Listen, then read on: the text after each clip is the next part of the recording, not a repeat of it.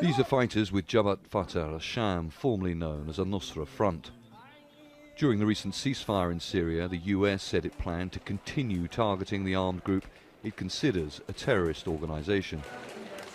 But forces on the ground say that's weakening US support among other groups it backs, including the Free Syrian Army. Sure, the collaboration makes us strong. Thank God there is collaboration. But it's not complete yet. We hope all factions get together, so there is one hand that can fight the regime. Jabhat Fatah al-Sham is the strongest faction, but they want to weaken it, and weaken us and other factions by accusing them of being terrorist groups. But we're all brothers fighting the regime. Russia says the US is struggling to persuade groups it supports, such as the FSA, to break their alliance with groups like Jabhat Fatah al-Sham. They still cannot separate the so-called healthy part of the opposition from the half-criminal and terrorist elements. In my opinion, this comes from the desire to keep the combat potential in fighting the legitimate government of Bashar al-Assad. But this is a very dangerous route. Allegiances between rebel groups, all of which are fighting the Syrian government, are complex and shifting.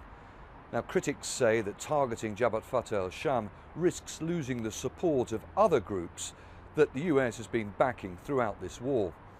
And video evidence has now appeared showing just how unwelcome US involvement in this conflict can be, even amongst some fighters that the US supports. This film appears to show members of the FSA forcing American soldiers to leave a town in northern Syria. American unbelievers, get out, leave this place, shout the fighters. The US troops are believed to have been there to help coordinate Turkish and coalition airstrikes against ISIL targets. Jabhat Fatah al-Sham fighters often occupy the same areas as the FSA. That means targeting them may risk killing more civilians. And many rebel factions opposed to the latest attempt by US and Russia to forge a ceasefire say the deal only benefited the Assad government. Targeting a group that the FSA says is integral to its fight against Assad's forces and ISIL may backfire and complicate this war even further.